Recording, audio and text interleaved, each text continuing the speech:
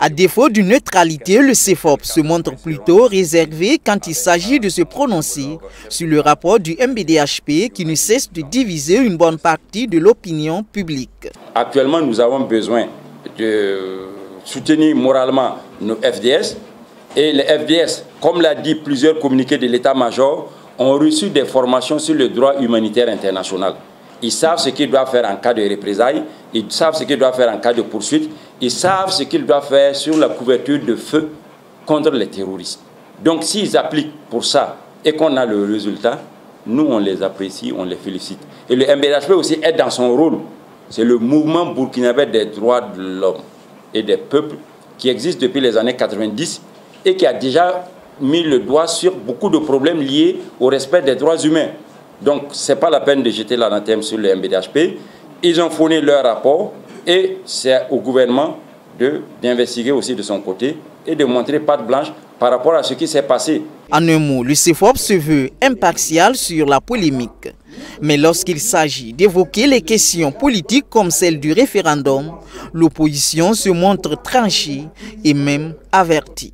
Ceci dit, l'opposition pose une question au gouvernement toute simple. Comme la nouvelle constitution sera adoptée par voie référendaire, quand est-ce ce référendum aura-t-il lieu?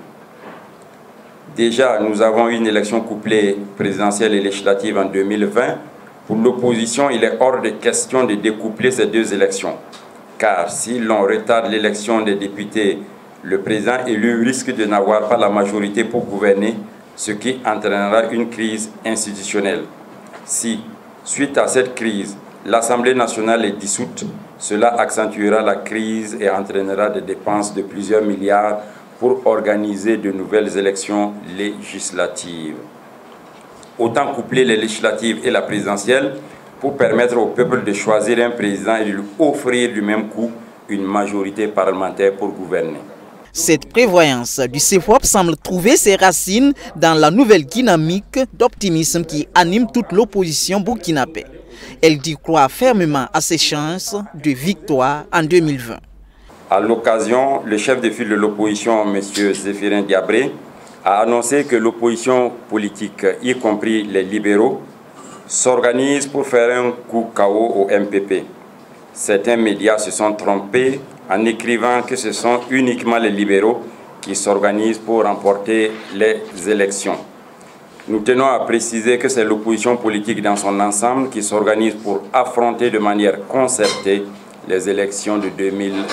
Le CEFOP invite le gouvernement à prendre langue avec les syndicats des ministères en charge de l'économie et de l'éducation afin de trouver des solutions idoines à leurs revendications.